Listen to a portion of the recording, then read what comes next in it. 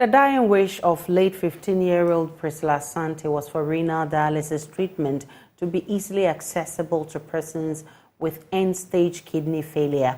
But almost a month after she passed, the very challenges that pushed her to her early grave is leading more with similar conditions to their death. Today marks 5 months, 12 days since the renal dialysis unit of Korle-Bu Teaching Hospital closed its doors to outpatients as a result of a 4 million cedi debt. Before we hear from President of the Renal Patients Association on its impact on their members, here's how Richard Kwejo-Nyako captured Priscilla's last moments. The humming sound of medical equipment here at the renal unit of the Cape Coast Teaching Hospital welcoming patients. It's a Tuesday morning and 15-year-old Priscilla Sante is being wheeled into the renal unit here. The doctors told me I have to be on the machine, and I have to be on that machine either twice or thrice a week. For now, she has to travel nearly 100 kilometers from Chifumampong with her mother to the Cape Coast Teaching Hospital every Tuesday and Thursday to have her dialysis session. My mom and dad do not have money either.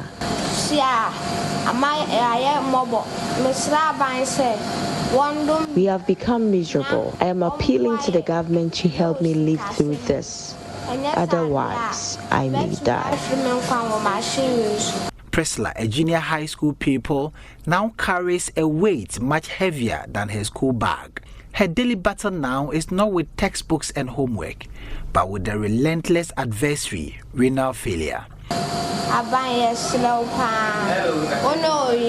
want the government to support me so I can live to fulfill my dream of becoming a nurse. The burden of her illness has not only taken a toll on her fragile body, but has shattered her world due to the family's precarious financial situation. They said that could be 3.5. They say every section is 350 cedis. And this in addition to getting blood and other medication.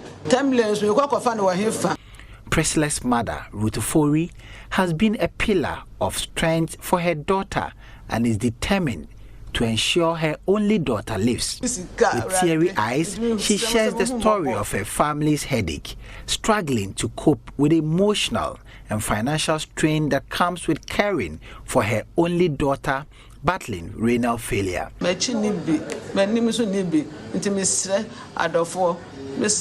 the doctors, if I keep on missing this section, I may lose my daughter. And I need the help of the government.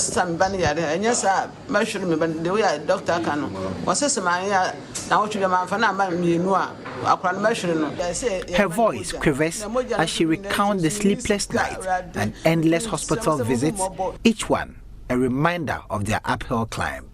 But Priscilla is not alone in this fight. Thomas Vincent Khan has lived with kidney diseases for a decade. The people who came and could not survive just a week or even a month. So for me to survive it all these 10 years, it's really been a tough one. For Thomas, the thought of heading to the dialysis machine is not just physically draining, it's also a haunting financial specter. The towering cost of dialysis looms over him like a relentless shadow, casting doubt and despair.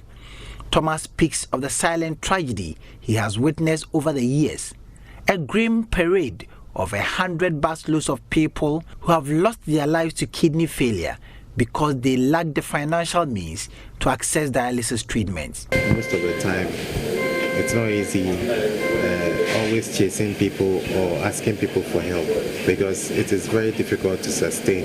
For instance, if somebody gives you 1,000 to help you, you can't go to the person every day or every now and then to ask for the same help. And this is a disease that you always have to be coming to the hospital. Without that funding, you can't come for dialysis. And here is a case that It is a pay as you go.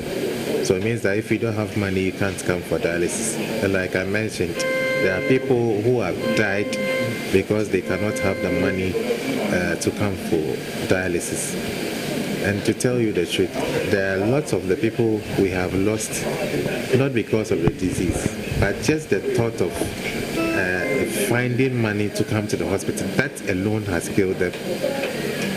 If there was any support for them, if they had the money, I'm sure they would have been here by now, and then perhaps be coming to dialysis just to sustain or manage the situation. But unfortunately, because there is no money to support them, we have lost all of them. Each one, a story of unfulfilled dreams and shattered hopes, adds to the weight of despair that Thomas carries. We wish that we'll have a strong funding to support our clients. Those who are the vulnerable ones, some are unable to pay even for a session of dialysis. Ghc Brown has worked in the renal unit of the Cape Coast Teaching Hospital for 20 years. Over the period, he's seen many families come to him, instructing him to take their relatives from the machine to go home and die, a situation that breaks his heart. You won't believe it. There are some who even come in, and they come in, tell you that now we don't have money to come anymore, and so please take off the catheter for us to go home. Because they can't, they just don't know how to get the nurse, so the idea is to go home and die. The idea is to go home and die, you understand? It's sad, but if we have a fund in place, then from that fund we can support. Sometimes people, transportation from their places to this place itself is also a challenge, in itself. Once the transport fares are going up, it becomes problematic for them. It's a story of Priscilla, Thomas, and countless others here who bear the heavy burden of kidney diseases. It's a stark reminder that the battle against renal failure is not only fought in hospitals and clinics, but in the hearts and homes of individuals and families who continue to grapple with its physical, emotional, and financial toll. Richard Kwejo for JoyNews. Well, President of the Renal Patients Association, Bafo Kojahenkra, tells JoyNews the condition of many of their members are getting worse and are being admitted for emergency care. And then most of the OPD guys are now going on admission. Which means that their situation is getting worse because of lack of access? Yes, worse and worse. Just last week, I had 2 of my people going on admission. They just discharged one just yesterday. There's another one there.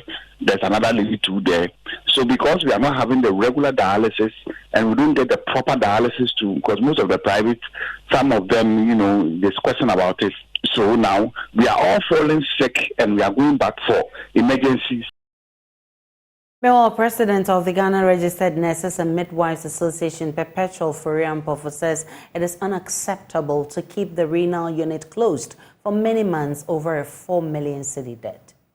It's a matter of agency. That money should be paid in terms of the debt that Korle-Bu owes. It should be paid. And the monthly cost of having to provide the services to these patients at that reduced amount or cost should be done so that they can actually have the services they require to live. This is a matter of life and death. And even as we speak, somebody's condition may be worsening. Somebody may have lost their lives just because the facility is not open and they are not getting the services that they require.